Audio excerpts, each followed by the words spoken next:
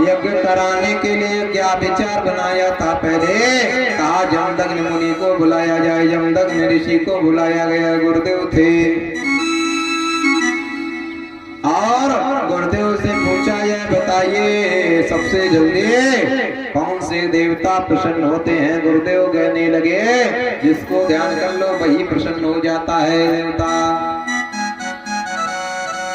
कहा यह नहीं, स्पष्टता में आप बताइएगा। तो कहा यह हम अकेले नहीं बता सकते और कुछ हमें समय चाहिए। कहा किसकी जरूरत है? उसी को बुला दें। उसी समय गौमल ऋषि को बुला दिया। गौमल ऋषि से पूछा, सर्वप्रथम कौन देवता प्रसन्न होते हैं? गौमल ऋषि कहने लगे, पता नहीं, हमें किसी महात्मा से पूछना पड़ेगा।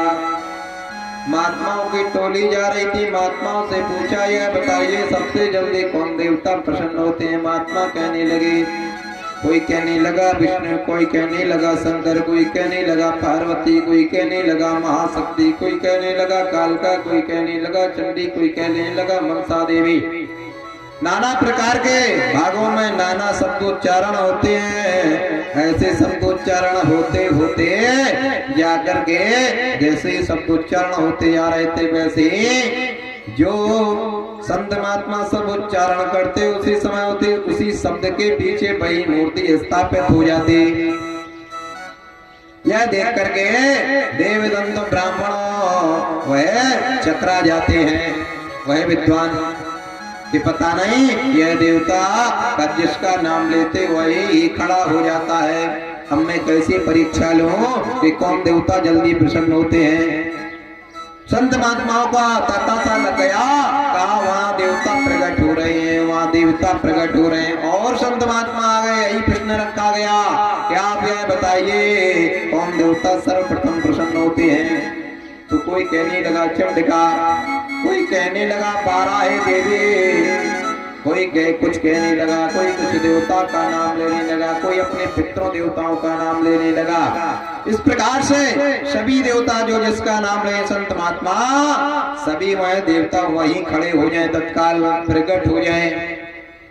और देवता यह सब प्रकट होते हुए सब देवता हाथ में दीप लिए हुए, मनसा देवी दोनों हाथों में दीप ली हुई, चंडका देवी हाथों में दीपों की थाली ली हुई। ऐसे सभी देवता सभी देवियां प्रकट होती हैं। और उसी समय वह देवदंत विद्वान घबरा जाते हैं कि अब हम किससे पूछें, और मुझे यज्ञ कराना है, और मुझे यज्ञ कराना है, और पुत्र की प्राप्ति के लिए कराना है। उसी समय बहुत संत महात्मा आ जाते हैं। संत महात्मा यह सब देख करके चकित रह जाते हैं। अरे यह क्या हो रहा? जिसका नाम लिया जाए वही प्रकट हो जाता है। उसी समय कुछ महात्माओं ने परीक्षार्थ हेतु पुनः जाकर के सरस्वती का ध्यान किया। कहा सरस्वती कृपा कर सकती हैं पुत्र की प्राप्ति के लिए। उसी समय सरस्वती प्रकट हो जाती हैं और महात्मा कहते हैं, तो वह महात्मा जो शब्द बोल रहे हैं वही शक्ति भक्ति प्रकट हो जा रही है। उसी समय वह देवदंतो विद्वान घबरा गए। घबरा करके गुरुदेव जमदग्नि जी के पास पहुंचते हैं। कहते हैं, ऋषि राजो, यह क्या हम देख रहे हैं? हमारा यज्ञ तो संपूर्ण समय निकल जाएगा और ऐसे देवता प्रकट होते चले जा रहे हैं। हम किसको खिलाएं, किसको भोजन दें? हमें तो कोई पूजा भी नहीं आती और अलग अलग देवता या शब्द से प्रकट हो रहे हैं। उसी समय जाकर के गौमल ऋषि हंसने लगते हैं। कहने लगे, आत्मदेवो बलम देवो बलम तेजो समाचरितो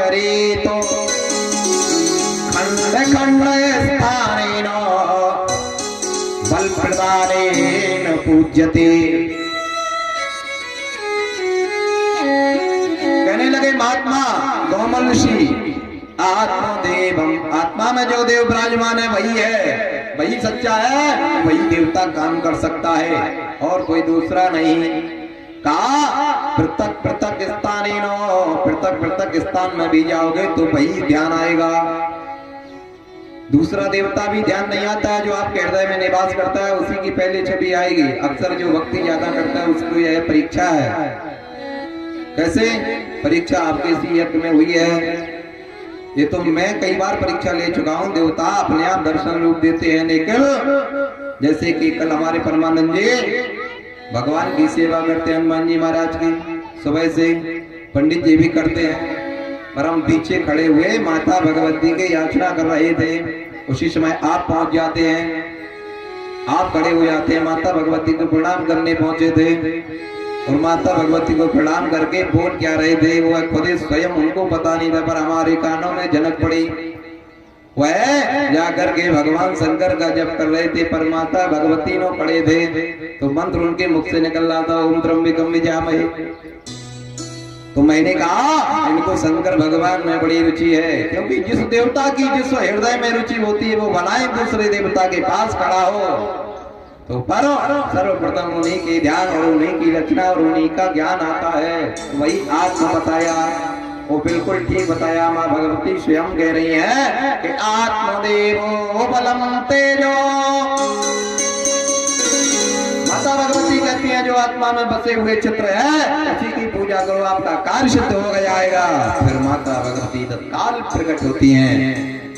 जितने भी रूप हुए थे सब माता भगवती एक रूप में सब समाहित हो जाती हैं। उसी समय शंकर भगवान खड़े हुए, विष्णु खड़े हुए और वहां पर सरस्वती खड़ी हुई, पतंगी महेश्वरी देवी सभी देवियां खड़ी हुई है। माँ भवानी में संपूर्ण समाहित देखते देखते हो जाती हैं। जैसे ही समाये सभी देवता हो एक जगह हो जाते हैं, कहा अब बताइए कौन देवता दिख रहा है। उसी समय माता भगवानी कहती हैं, गौमर ऋषि हंस पड़ते हैं। गौमर ऋषि कहते हैं आत्मदेवो बलम तेजो पृथ्वी स्थानेन बल प्रदम। पृथ्वी स्थान पे आत्म तेजो बल से जो शब्द निकल जाए, जो देवता को मान लिया जाए, वही रूप में माता भवानी कहती है हम खड़े हैं और आप अपना यज्ञ करिए, यज्ञ में आपका कल्याण होगा। इतना कहकर के देवदंतो विद्वान यज्ञ की तैयारी लगाने लगे। यज्ञ की तैयारी में उन्होंने बताया गया है और हर जगह भी लिखा है, अनेकानेकों विद्वानों ने उसका मत भी किया है कि यज्ञान्ते तुजा शत्रु यज्ञान्ते तुजा धनम यज्ञान्ते तुजा विप्राणाम यज्ञान्ते भोजनम। यज्ञ के अंत में यह विधान जरूर होना चाहिए, नहीं हुआ यज्ञ शत्रु के समान हो जाता है। यज्ञ से बढ़कर के कोई दूसरा फल नहीं है संसार में, और यज्ञ से बढ़कर के कोई दूसरा शत्रु नहीं है संसार में, ये भी बात आप मान लो। तब उन्होंने बताया यज्ञान्ते तुजा शत्रु। दुजा कहते हैं ब्राह्मण, यज्ञ का पूर्णाहुति डालने के बाद यज्ञान्ते तुजा शत्रु ब्राह्मण को आप सम्मान के साथ विदा कर दें तो आपको संपूर्ण आशीर्वाद हो गया, समझो यज्ञ का संपूर्ण फल मिल गया। और अगर ऐसा नहीं किया तो तुजा कहते हैं ब्राह्मण को शत्रु दिखने लगता हुआ यजमान, और कुवचन बोलता है अंदर से, भले कहेगा वो ठीक है आनंद है बढ़िया रहेगा अच्छा है, लेकिन दक्षिणा कम हो गई तो कहेगा ठीक है भगवान देखे तुम्हें। तो इसलिए बताया है कि यज्ञ के अंत में ब्राह्मण को संपूर्ण कुछ कर दो, चाहे बातों से करो भलाएं। अरे महाराज चिंता ना करो, हम अंगूठी दे दें चैन दे दें, आप काम तो बुलंद हो। इस प्रकार से आपको प्रसन्न करना है, चाहे वचनों से क्यों ना। आशा तब भी लगाए रहेगा ब्राह्मण के, चलो काम बनेंगे तो चैन तो मिलेगी। यज्ञान्ते तुजा शत्रु यज्ञान्ते भोजनम। यज्ञ के अंत में भोजन कराना बहुत अनिवार्य है सभी को। और देवी भागवत में बताया कि किस किस को भोजन, ये भी सुन लो। देवी भागवत में हर प्रत्येक पुराण में बताया कि भोजन कराना अनिवार्य है सभी को। और देवी पुराण में पहले किसको भोजन कराना चाहिए? आत्माम कन्यकाम तताम पनमेश्वरी, पनमेश्वरी के समान कन्याओं को बताया गया है कि उनको पहले भोजन। फिर बताया गया सिद्धेश्वरी, सिद्धेश्वरी किसको बताया गया है? सुहागन स्त्री को, उसको भोजन होना चाहिए। तृतीय स्थाने विप्राणाम, तीसरा स्थान ब्राह्मणों को दिया गया। वहां पे चतुर्थ स्थानेन कार्येन सिद्धतो, जो कार्य करने वाला है यज्ञों का, जैसे कोई लकड़ी डाल रहा है, कोई झाड़ू लगा रहा है, उन सबको चतुर्थ स्थान में भोजन अनिवार्य है। इन लोगों को संपूर्णता के साथ फिर बताया पंचम स्थान में कि संपूर्णेन सिद्धेन सर्वभक्तेन प्रसादितम। उसके बाद सभी को प्रसाद वितरण करना चाहिए, जो जैसी श्रद्धा भाव हो, पर इतना ध्यान देना चाहिए कि इन तीनों स्थान खाली नहीं होना चाहिए। कौन कौन? कन्याओं का भोजन और स्वागत स्त्रियों का भोजन और ब्राह्मणों का भोजन, यह स्थान खाली नहीं होना चाहिए। बाकी सर्व प्रसाद देहताम, प्रसाद संपूर्ण सभी को दे सकते हो, पर सर्वप्रथम ये प्रसाद इनको अर्पण होना होगा। आशीर्वाद।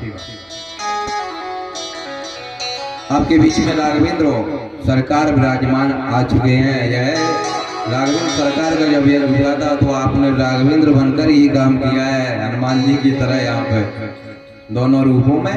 और आपके तो यह है जाकर के रिश्तेदार भी हैं, पर आप जब भी कहते हैं तो तत्काल से कुछ न कुछ बात ऐसी करेंगे कि उसमें दो अर्थ निकलते हैं। क्योंकि हमारे विवेक महाराज कहते हैं कि राघवेंद्र नहीं है तो मन नहीं लग रहा। हमने क्यों? क्योंकि हम उनकी बिंदे बिंदे करते वो अलग अलग अभी तक, तो इनका भी मन नहीं लग रहा होगा, यहाँ भी ये गए होंगे, ये भी हम जानते हैं। क्योंकि हमारे ब्राह्मण इनको बहुत पसंद करते हैं, इनका भी मन नहीं लग रहा, वो सोच रहे होंगे जल्दी पहुंचे। बोलो सिद्धेश्वरी मैया की जय। कहाँ पे प्रसंग चल रहा था? जन्मेजय महाराज। जन्मेजय महाराज हमारे अभी इस समय भक्ति में, तो अभी को ध्यान करना पड़ेगा। देवदंतेन ततात्म भोजनम यज्ञेन यज्ञ स्वभावेन च। देवदंत विद्वानों ने मिलकर के बहुत विद्वान बुलाए और कहा हमारा यज्ञ पूर्ण होना चाहिए। कहा प्रथम कौन आचार्य बनेंगे? कहा गौमल ऋषि को बनाया जाए, क्योंकि आप बहुत विद्वान हो और आप बार बार बोलते हो। गुरुदेव ने कहा इसलिए हम यज्ञाचार्य पलट दे रहे हैं। इसलिए तो हमने भी भैया पलट दिया, हमने कहा हम देवी बागर पहुंच देंगे आप लोगों के बीच में। कहा अपने शिष्य से कहा जमदग्नि ऋषि ने कि हम गुरुदेव हैं, बने रहेंगे, पूजन करते रहना, यज्ञाचार हम आपको दे रहे हैं विद्वान।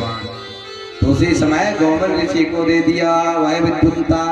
गौमन ऋषि से कहा आप इनका यज्ञ करा दीजिए। गौमन ऋषि बेचारे सीधे साधे जैसे हमारे जितेंद्र महाराज, उसी समय सीधे साधे थे। तो बीच बीच में मंत्र बोले और सांस टंग जाए। बूढ़े वाले भी थी गौमन ऋषि, यज्ञ हो रहा था, यज्ञ प्रारंभ हो गया, अग्नि प्रवेश हो गई। तो जैसे यज्ञों के मंत्र, क्योंकि अनुष्ठुप छंद होते हैं यज्ञों के मंत्रों में, वेद मंत्रों में और साम वेद इत्यादि में अनुष्ठुप छंद मंत्र बताए गए हैं कि शब्द के ऊपर शब्द जुड़ा रहता है। अब उसको पढ़ना बहुत कठिन होता है, तो उसमें पढ़ने पर भी उच्चारण में कभी कभी अशुद्धि होने के कारण पुनः उच्चारण किया जाता है, क्योंकि वो शब्द ही ऐसे हैं। इसलिए उनको जोड़ तोड़ करके अग्रम आगे बढ़ाया जाता है। तो उसमें सांस कभी नीचे होती कभी ऊपर, जैसे एक दो सुनाते हैं आपको यज्ञों के मंत्रों कि उसमें तत्काल बोले जाते हैं, तो उसमें अचानक सांस टंगी जाती है। पर यहाँ पे क्या हो रहा है, जैसे ही सांस टंगती है तो गोमल जी को टोक देते हैं देवदंतो विद्वान जो यज्ञ करा रहे थे यजमान प्रथम। कहते हैं महाराज अभी मंत्र की शुद्धि नहीं हुई, दोबारा बोलो। अभी मंत्र की शुद्धि नहीं हुई महाराज, दोबारा बोलो। महाराज दोबारा चालू हो जाते हैं, फिर कहीं सांस रुक जाती है, महाराज दोबारा बोलो। मुनिराज गोविंद जी बड़े परेशान, क्योंकि वह मंत्र अनुष्ठुप छंद होते हैं और माँ भगवती के तो ऐसे क्लिष्ट शब्द हैं, ऐसे ही राम जी के भी यज्ञ में क्लिष्ट शब्द जुड़े हुए हैं कि वह विद्वान बोलने में चकते भी हैं, क्योंकि अनुष्ठुप छंद बहुत पृथक खंड खंड करके ये बोला जाता है। जैसे एक दो मंत्र आपको सुनाते हैं, वो खंड खंड करके पढ़ोगे तभी अर्थ निकलता है, नहीं किसी और दूसरे को समझ ही नहीं आता है। या वक्तो य धरा धरा धर धरा धारा धरा भूधरा मंडोप तस्य बको बको बको बको बाको बको भू बको विश्वज्योति मकी चकमकी चाकी मके दृष्टते इत्यमनंद किशोर गोप बनता पाजस्पते पावता। इस प्रकार के मंत्र चलते हैं उसमें, यज्ञों में अनुष्टुप चंद बोले जाते हैं क्षणों में, फिर इनको खंड खंड किया जाता है, खंड से फिर खंड होकर के स्वाकार बोला जाता है यज्ञों में। यावत तो ये धरा धरा धर धरा बताया गया है कि अब किसी के सामने बोलो तो कहेंगे का डंडा धरा के धर धरा का धरा महाराज हमें समझ में नहीं, और लड्डू धरा के पेड़ा धरा, क्योंकि ये अनुष्टुप छंद है, ये विद्वान ही समझ सकता है। क्योंकि एक जगह हम बालाजी महाराज के हवन करा रहे तो बहुत डरते थे बेचारे, तो मैंने मिश्री और गुड़ दिया उनको, मैंने कहा ये आपको जो है प्रसाद रूप में छोड़ना होगा। प्रसाद रूप में छोड़ने के लिए हमने कुंड के लिए कहा, आपने पान कर लिया खा लिया, हमने की बड़ी विटम्बना है भाई। मैंने कहा भैया पानी पी लो, क्या कर सकते हो, जल पी लो, जल ग्रहण कराया। उसके बाद फिर मंदिर बोला तो मैंने कहा ये प्रसाद ले, आरतियां चलने के बाद मैंने कहा 4 बार भोग लगा, उन्होंने कहा 4 बार भोग वही लगने का, उन्होंने फिर 4 बार पेड़ा खा लो। तो ऐसे ऐसे भी जजमान पड़ जाते कभी कभी, तो ऐसे ही होते हैं मंत्रों की शुद्धि। यावत तो ये धरा धरा, यह शब्द बता दे रहे, इसका उच्चारण नहीं आप लोग भी कह जाने क्या कह गए महाराज ने याद करके अपना ढील हुआ चुटकला टाइम में, तो इसका अर्थ बताए दे रहे हैं। ये राम यज्ञ में चलता है। यावत तो ये धरा धरा, वैकुंठ के निवासी हमारे विष्णु धर धरा धरणी को धारण परो, शेष जी जो पृथ्वी को धारण किए हुए हैं उस पर भगवान राम विचरण कर रहे हैं। यावत तो ये धरा धरा धर धरा धारा धरा भूधरा, भूमानी पृथ्वी को धारण करने वाले हमारे शेष नाग जी हैं, तब तक धारण करे रहे जब तक हमारा जीवन है।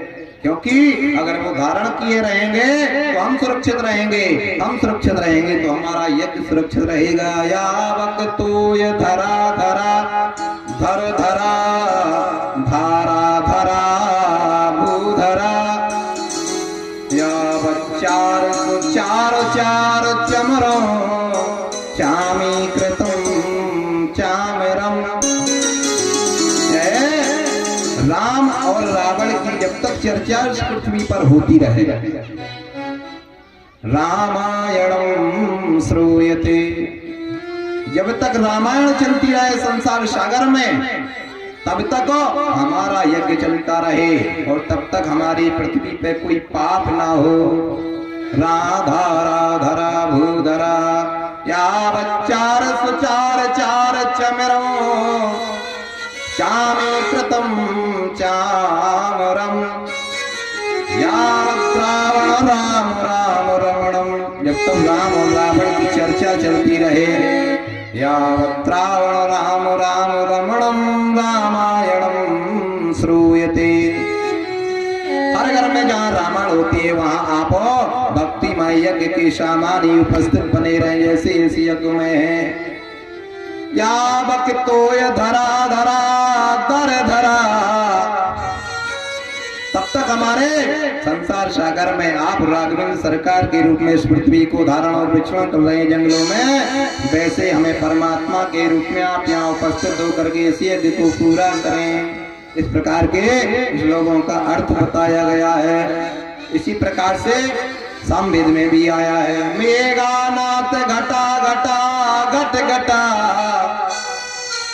घाटा घटा भू घटा, मंडूप तस्य बको बको बक बको बाको बको भू बको, विद्वज्योति चके मके चक मके चाके मके दृष्टते, इत्यानंद किशोर गोपी बनता पाजस्पते पावकः। ये भी अनुष्टुप से कनिष्ठ शब्द बने हुए हैं। इसमें बताया गया मेघानाथ घटा घटा, जब तक मेघ घटाएं छा जाते हैं और सुनहरी जब हवाएं चलने लगती हैं, उस समय मंडूप पे कस्से बको बको, मंडूप कहते हैं जाकर के बताया है, जब बरसात हो जाती है सुनहरी हवाएं चलने लगती हैं, उस समय मेढक आवाज करते हैं अपने एक सुर में। एक सुर में जब रात्रि में बोलते हैं तो एक जब बोलता है तो दूसरा आवाज बोलता है टवर टवर की, मंडूप पे कस्से बको बको। उस समय अपने मनोहर समय की याद करते हैं कि ऐसा पूरा साल बना रहा है हमारा, जैसे आप लोग करते हैं, ज्यादा सर्दी या ज्यादा गर्मी ना हो तो आप कहते बड़ा सुंदर मौसम है। ऐसे ही हर एक मौसम का प्रभाव होता है। तब तक हमारा राम राज्य बना रहा है, बताया गया है, जब तक मेघ वर्षा करते रहे।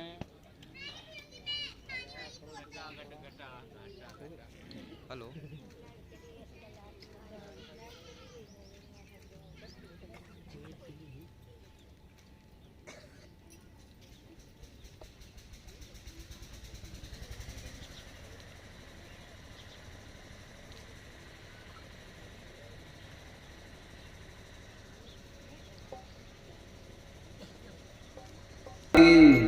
इस प्रकार से यह मंत्रों का उच्चारण किया जाता है, यह गोम वेद मंत्रों का।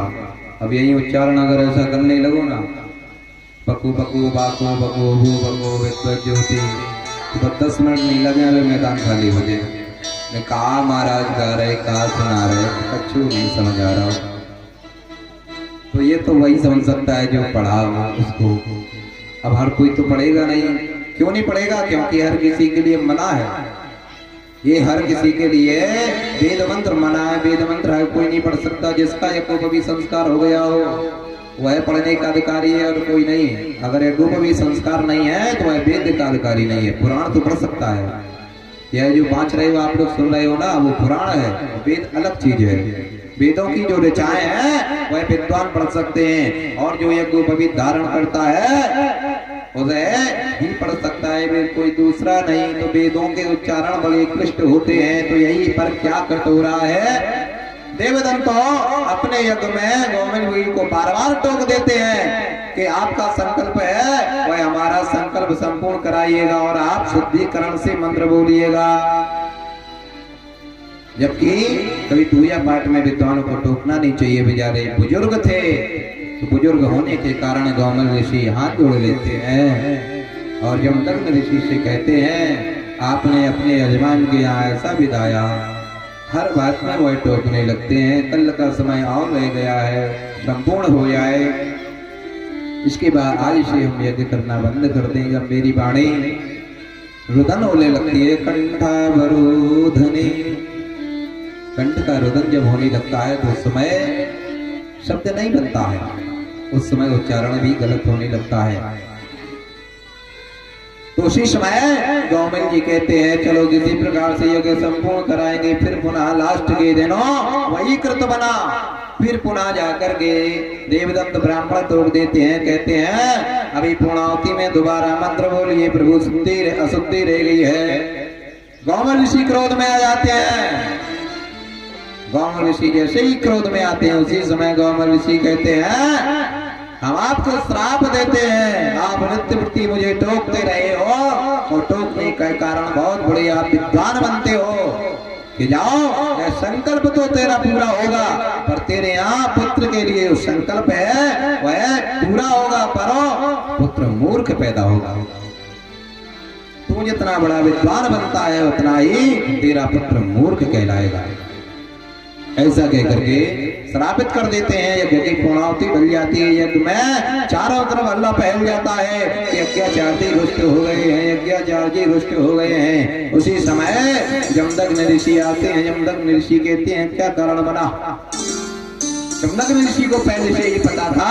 उसी समय गौमल ऋषि ना दक्षिणा लेते हैं ना कुछ लेते हैं और चले जाते हैं। जैसे ही रास्ते को चलते हैं उसी समय भंडारा वहीं तत्र पड़ा रहता है और माता भगवती का ध्यान करते हुए वहां पर देवदत्त प्रणाम करने लगते हैं। गौमल ऋषि को साष्टांग लेते जाते हैं धूरी में। साष्टांग लेते जाने से उसी समय सामने ही गौमल ऋषि आ रहे वहीं पर रुक जाते हैं। कहते हैं जजमान क्यों लेटे हो। कहा प्रभु जब तक आप निमंत्रण स्वीकार नहीं करोगे संपूर्ण यज्ञ का तब तक हम यहाँ से हटने वाले नहीं है। पैर पकड़ लिए। उसी समय कहा उत्तिष्ठ भवो, आप खड़े हो जाओ, हम आपको बताते हैं पर ऐसा नहीं करना चाहिए। यज्ञों में आप बार बार बोलने के कारण मैंने क्रोध में आपको यह श्रापित कर दिया है। चलो कोई बात नहीं है, हम अपने वचनों को वापस लेते हैं, पर वह वचन सत्य होंगे, क्योंकि ब्रह्मणा विद्वाना चा अपने वचनम फलित। विद्वानों का वचन फल स्वरूप ही बनता है, इसलिए वह मूर्ख तो होगा पर माता भगवती का अहम शब्द का उच्चारण करता रहे वह बालकों तो विद्वान हो जाएगा आगे चल करके। ऐसा कह करके प्रसाद ग्रहण किया, यज्ञ में भोग लगाया और माता भगवती का गुणगान करने लगे। बोलो सिद्धेश्वरी मैया की आदि शक्ति माँ देव भवा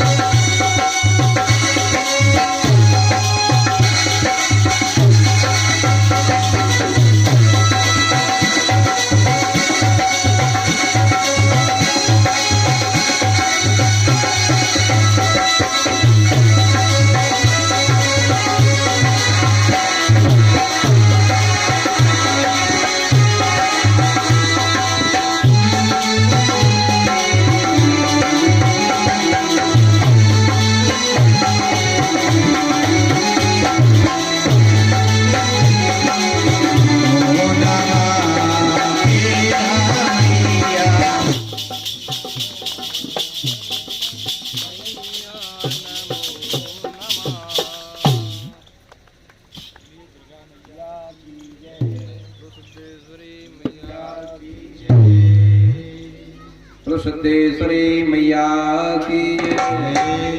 उसी समय जाकर के गौमर ऋषि आनंद में अपना भंडारा करते हैं, माता भगवती का जयकारा लगाते हैं।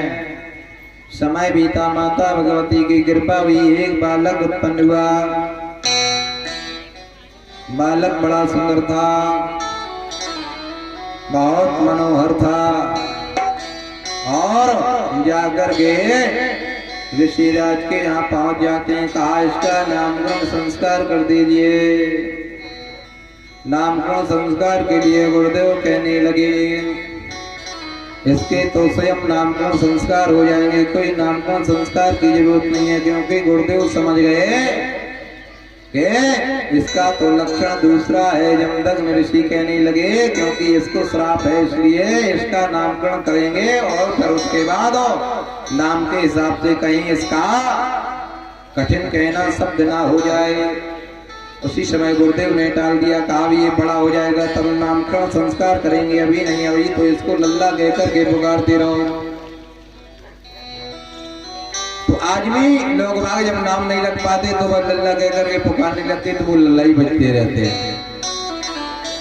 अगर लल्ला कह दिया तो लल्ला ही लल्ला बज रहे को 50 साल के हो जाए। तो इसलिए विद्वानों से नामकरण संस्कार होना अनिवार्य है। एक हमारे यहाँ भी है, हमारे यजमान भी है वो, और तो उनका नाम जो है लल्ला है और हो सकता है 60 या 70 के बीच उम्र होगी। तो हमने कहा आपका लल्ला पंडितों ने रखा नाम, अच्छे पंडितों ने रखा होगा। नहीं महाराज, हमारी माता जी बूढ़ी थी और पिताजी बहुत जुआ खेलते थे, तो उन्हें कोई मतलब ही नहीं है तो दुनियादारी से। कमाओ तो नामकरण संस्कार का उन्हें नहीं करो महाराज, सब लला लला काटने की स्वभाव तो लला ही है हम। तो ऐसा होता है, बोलो दुर्गे मैया की। नामकरण का भी प्रभाव होता है। गौमन ऋषि ने नामकरण नहीं किया, गौमन ऋषि कहने लगे इस पुत्र का अपने आप नामकरण हो जाएगा। तो गौमन ऋषि वहां से जाकर के जमदग्नि ऋषि के दरवाजे पर पहुंच जाते हैं। जमदग्नि को जब देखा कि यहाँ पर पुत्र की प्राप्ति हो गई है, का फलस्वरूप बन गया है, उसी समय कहा ठीक है अब इसका पुत्र देखते हैं कैसा होता, क्योंकि ऋषिराज ने तो यह श्रापित कर दिया तो वैसा ही हुआ। पुत्र बड़ा हो गया, वो बड़ा होकर के क्या करने लगा, वेश्यागामी हो गया, लोगों को मूर्ख कहने लगा, अपने आप को मूर्ख ना बताने वाला। बिल्कुल सही बात है, अगर मूर्ख से मूर्ख पूछो तो वो कहेगा तुम ही हो मूर्ख। ऐसा होता है अक्सर, कोई क्रोध में हो और कहेगा तुम तो मूर्ख हो, तो सामने वाला कहेगा तुम ही मूर्ख हो। मूर्ख से कभी मूर्ख कहा है कि सट सुधरे सतसंगति पाई। सट को सुधर सकता है संगति पा करके, सट सुधरे सतसंगति पाई, पारस परस को धात सुभाई। पारस परस को धातु सुभाई, और परस पथरिया को अगर धातु में लगा दिया जाए तो वह भी सोना बन जाती है। तो धातु और धातु में लगा दिया तो नहीं बनेगी। तो इसलिए बताया गया, इधर पे बताया गया है मूर्ख हृदय न चेत। सट तो संगति पाके सुधर जाता है किसी प्रकार से, पर मूर्ख हृदय न चेत, जो गुरु मिले बिरंज समो। मूर्ख की चेतना नहीं आ सकती है, जो गुरु मिलने बिरंज सम, शंकर भगवान आ जाए उसको गुरु मंत्र देने के लिए तब भी नहीं। ये हमारे बाबा कह रहे हैं, तुलसीदास जी कह रहे मूर्ख हृदय न चेतो, जो गुरु मिले बिरंज समो। कहा मूर्ख नहीं सुधर सकता है, सट तो सुधर सकता है संगति पा करके। काश ये सट बुद्धि का ये सुधर जाएगा, इसको ज्ञान दो। अगर मूर्ख होता तो नहीं सुधर सकता, केवल शंकर भगवान ही आ जाए तो वही भी कहें तब भी ना मानने वाला है। सठ सुधी रहे सती संगति पाए, सठ सुधी रहे सती संगति पाए, सठ सुधी रहे सती संगति पाए, सठ सुधी रहे सती संगति पाए, सठ सुधी रहे सती संगति पाए। पारस परस सुभाई सुभाई, पारस परस सुभाई सुभाई, पारस परस सुभाई सुभाई, सुभाई सुभाई। इस प्रकार से गुरुदेव कहते हैं इसको घर में ही रखिएगा। ये उद्दंडता करने लगा, शिकायतें आने लगी। उसी समय वह देवदत्त विद्वान ने सोचा इस बालक को पकड़ के कहीं छोड़ दिया जाए। बालक को पकड़ करके वह जाकर के जंगल में छोड़ दिया, जंगल में छोड़ दिया। और जंगल में छोड़ने पर क्या होता है, वह जंगल में साधना करने लगा, मौन रहने लगा, किसी से ना बोलना ना किसी से चलना। वह सोचने लगा अगर ऐसी कोई बात है, हमें परिवार में त्याग दिया है तो हम भी परिवार को त्यागते हैं, अब हम जंगल में ही रहेंगे मंगल की तरह। क्योंकि सट के जो बैठ जाती वो बैठ जाती है, बैठ गई। वह पत्ता खाने लगा, सूखे पत्ते खाने लगा।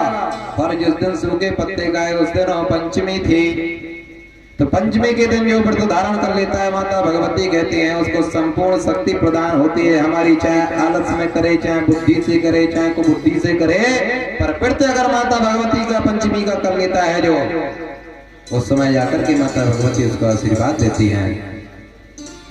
पंचमी के दिन कोई उसको भोजन नहीं मिला तो उसने सूखे पत्ते खा लिए और जल पी लिया, गंगा का रहने लगा जंगल में। उसके बाद दूसरे दिन फिर पुनः बनता है तो उसको कोई पत्ती नहीं मिली। तो उस समय उसने जाकर के तुलसी दल का वृक्ष खड़े हुए थे, उसने वही तुलसी दल डाल लिए। 2 दिन हो गए, 2 दिन का व्रत होगा, उसको पता ही नहीं था कि नवरात्र के महीने चल रहे हैं तो मेरा व्रत ये चल रहा है। पर क्योंकि भोजन नहीं है तो व्रत के समान ही है। उसी समय वह सोचने लगा आज भी कुछ नहीं मिला है तो हम चाहे प्राण चले जाएं, बरो अब भोजन करेंगे ही नहीं जब तक भोजन हमें सामने नहीं आ जाएगा। उसने यह मन में विचार कर लिया। तो इस प्रकार से धीमे धीमे करके अष्टमी तक पहुंच गया। पंचमी से अष्टमी तक 3 दिन 3 रात्रि हो गई, उसने भोजन नहीं किया, बस केवल जल पी लेता है। अष्टमी के दिनों माता भगवती वहीं पर प्रकट होती हैं 3 दिन के ही अंदर। अब लोग कहेंगे हम 3 दिन व्रत कर लेंगे प्रकट हो जाएंगे, नहीं, क्योंकि उसके अंदर कोई भाव नहीं था माता भगवती के प्रति, बस केवल विश्वास था कि नहीं मिल रहा है भोजन तो हम करेंगे नहीं। अटल जो अटल बना लेता है शब्दों को, उस पे माता भगवती कृपा करती हैं। पर भक्ति सच्ची है तो 3 दिन क्या 1 घंटा पर्याप्त है भक्ति के लिए। उसी समय माता भगवती अष्टमी के दिन प्रकट होती है। माता भगवती कहती है बालक तूने मेरा प्रसाद ग्रहण संपूर्णता के साथ किया है, व्रत के साथ हो। जो प्रसाद ग्रहण होता है वह पत्ता लता इत्यादि खाकर के तूने अपना शरीर को रोका है और क्षुधा को शांत किया है, वरदान मांग ले। वह बालक वरदान समझता ही नहीं था। तो उसी समय माता भगवती कहती है वरदान मांग लो बेटा। कहा ये क्या होता है, आप क्या हो, आप तो जो हाथ में फल लिए वो हमें दे दो, बस यही वरदान है। क्योंकि उसको भूख लगने लगी थी तेजी में। कि जब लो मोरी माता रानी, जब लग मेरी माता रानी, आँखन नहीं दिखानी, आँखन नहीं दिखानी, सब लोगों को मेरे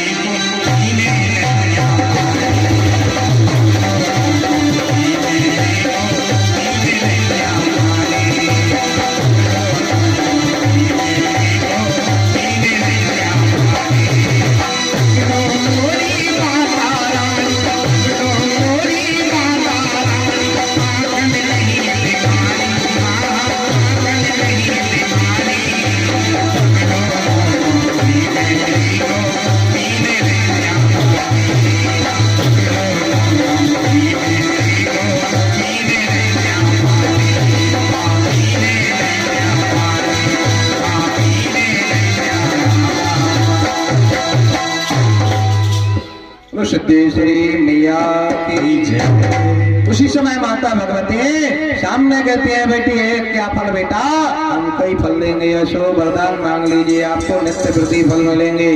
कहा माता उस समय केवल आप अपनी चुनरी ओढ़ने के लिए दे दो, जो हमारे पास इस वन में नहीं है, कुछ बैठने के लिए और ओढ़ने के लिए, और जो हाथ में फल लिए हो वो हमें खाने के लिए दे दो, बस यही वरदान चाहिए।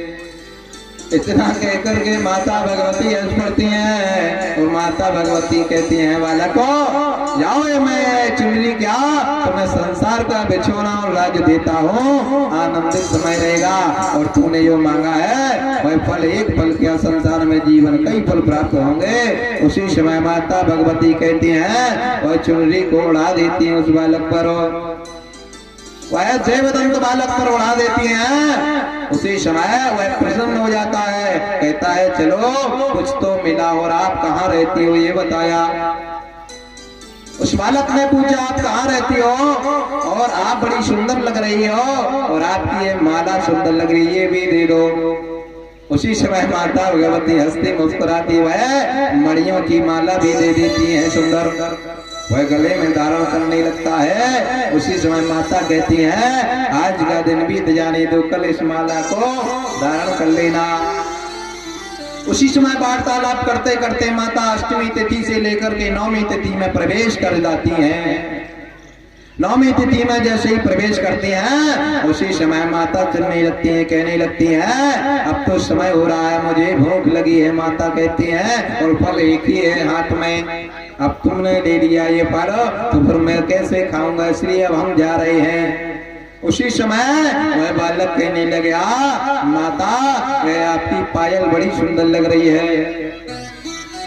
जब आप चल देती हो इधर से उधर तो ये आवाज करती है, आवाज हमें दे दीजिए, इससे हम रोज बजाया करेंगे। माता भगवती ने वह पायल भी दे दी उस बालक को, और उस बालक को पायल देते ही माता भगवती की उस पायल को वह पहन लेता है, तो चुनरी ओढ़ लेता है। चुनरी ओढ़ करके उस पायल की झंकार से माता भगवती के सामने वह घूमने लगता है।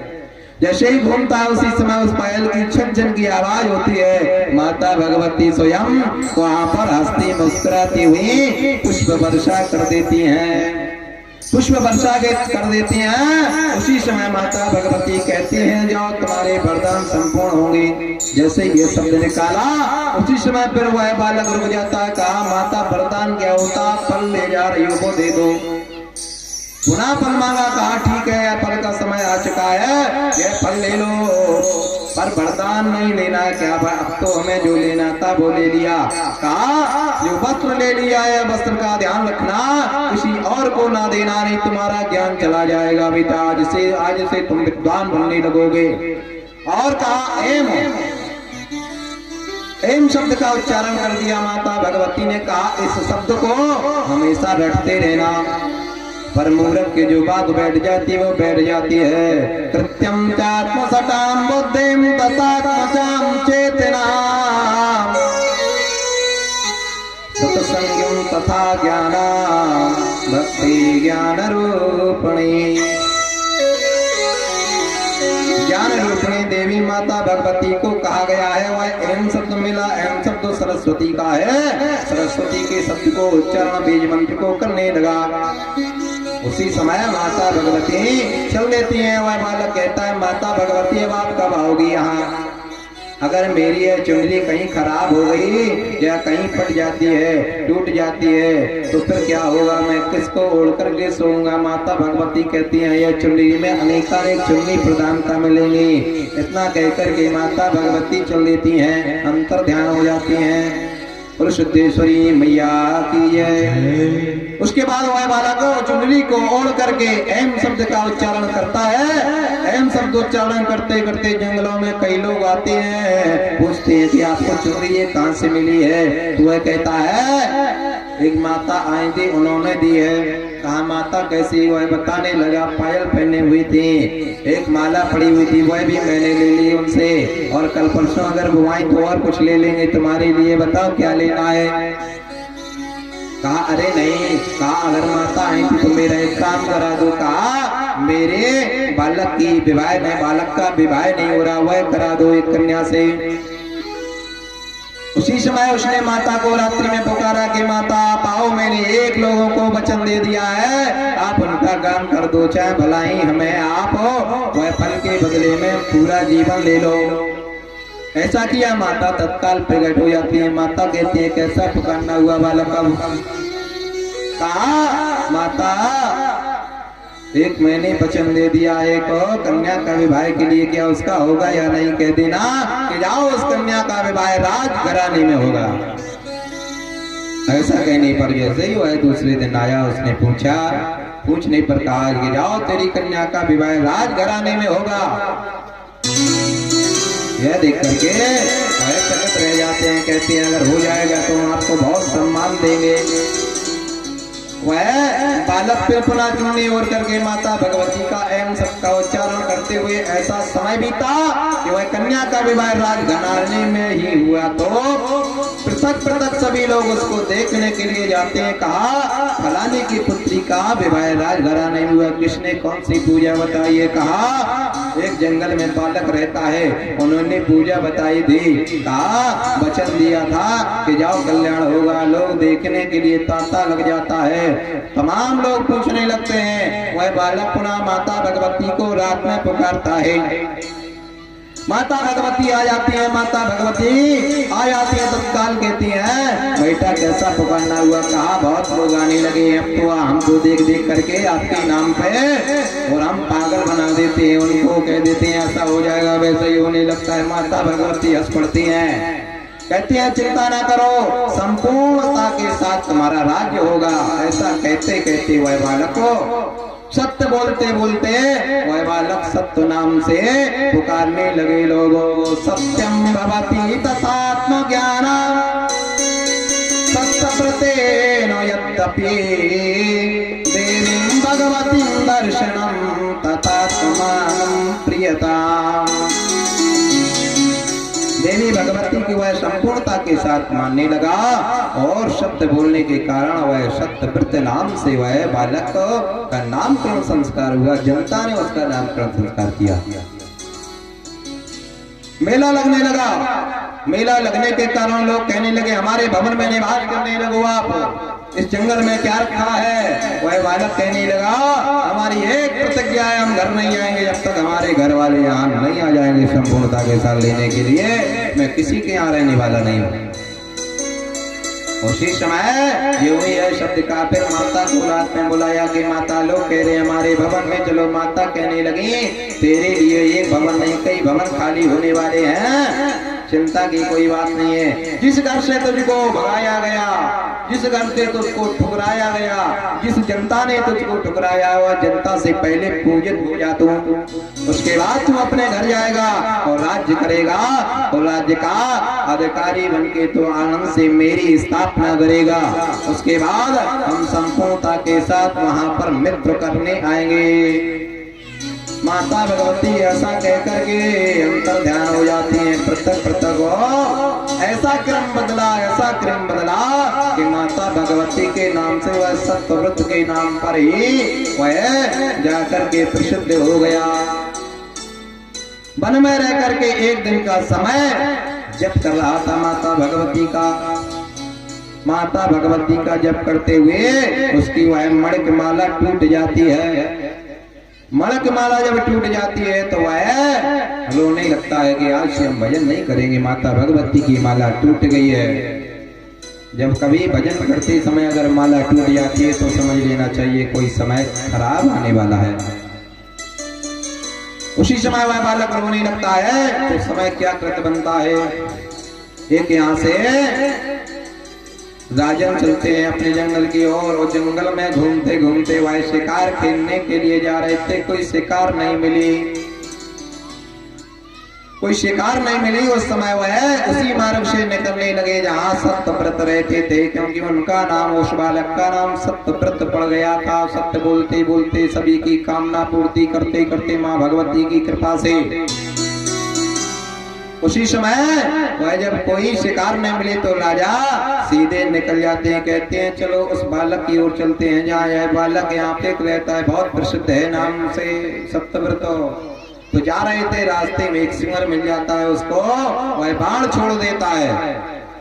बाण छोड़ता है वह राजा, उसी समय उसके बाण लगता है तो सोचता है अब तो हमारे यहाँ पे शिकार हो गया, अब तो हम घर को चलेंगे। पर वह मरता नहीं है सुअर, वह बाण लगा हुआ और पीछे से राजा भागते हैं और उस बालक के सामने से वह सुअर निकलता है और पीछे से राजा आ रहे थे। बालक ने राजा को भी देखा, सुअर को भी देखा, पर झाड़ियों में छिप गया वह सुअर। उसी समय राजा ने पूछा कि सत्यव्रत आप जरा ठीक से बताना, यहाँ से कोई सुअर निकल गया है और उसके तीर लगा हुआ है और मैंने उसकी शिकार की है और वो अभी गिरने वाला होगा, किस ओर गया है। वो बालक सोचने लगा। सत्यव्रत सोचने लगे अगर हम झूठ बोलते हैं तो माता भगवती हमें वरदान नहीं देगी और इतना सब जो सत्य बोल रहे हैं वह असत्य हो जाएगा। अब क्या करें, अगर सुअर मर गया इसके कारण तो हमें पाप लगेगा। तो सोचा हमारा सत्यव्रत भी बना रहे और शब्द भी बना रहे और उच्चारण भी हो जाए, क्या करें। तो कहा किस ओर गए हैं बताना होगा नहीं, अभी हम आपके तीर मार देते हैं। उन राजा ने जैसे ही कहा उसी समय सत्यव्रत कहते हैं, एम शब्द का उच्चारण करते हुए हाथ हिला जाते हैं। एम एम इधर को, उसने समझा इधर को, एम एम का उच्चारण करते हुए माता भगवती का मंत्रों का।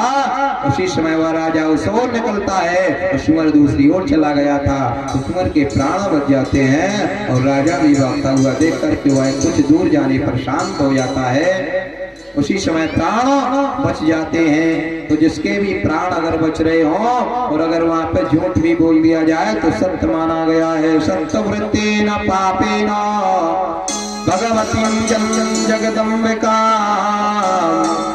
व्रत तेन तत्त्वग्रहेणेन जनेन जनेन च।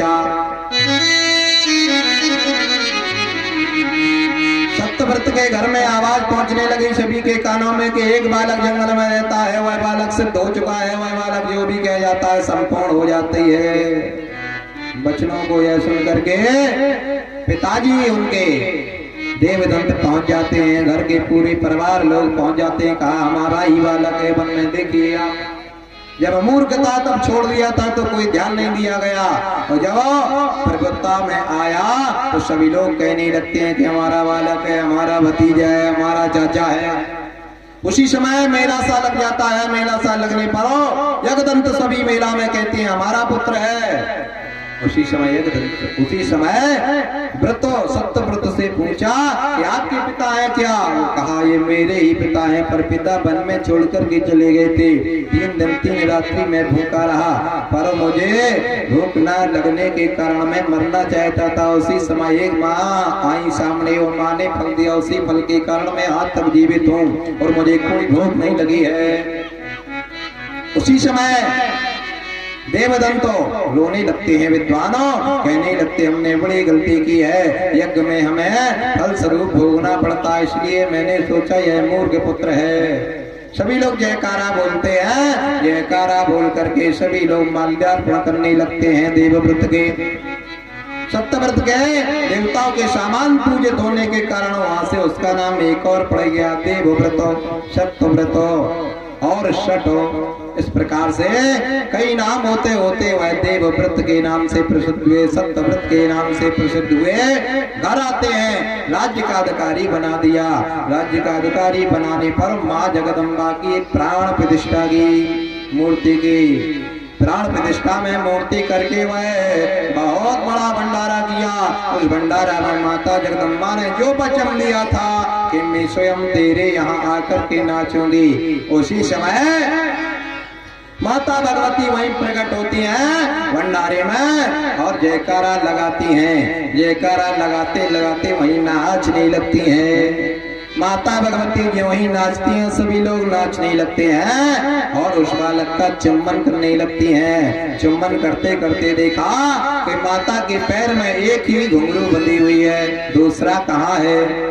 उसी समय कहा माता ये वही घुंघरू क्या मेरे पास है? आपके एक पैर में एक ही है, वह देवव्रत वह घुंघरू को लाता है। कहा माता ये वही घुंघरू जो आपने दी थी, आप ले लो, अच्छी नहीं लग रही हो, एक पैर में है। कहा बेटा तुम हमारे पुत्र हो, पुत्र के लिए हम कुछ भी कर सकते हैं। माता कभी कमाता नहीं होती है, इसलिए बताया गया पुत्रस्य पुत्र नामानां ममतायां प्रतिपालिका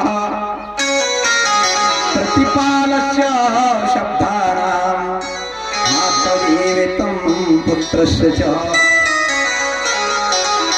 पुत्र को पुत्र हो सकता है, माता कभी कुमाता नहीं हो सकती है। उसी समय माता देखते देखते उस घुंघरी को वह पुत्र बांध देते हैं और माता को प्रणाम कर लेते हैं। प्रणाम करके लेट जाते हैं सीधे। सभी लोगों पुष्प वर्षा करते हैं और माता अंतर ध्यान हो जाती है। सिद्धेश्वरी मैया की जय। आदि शक्ति माँ देव भवा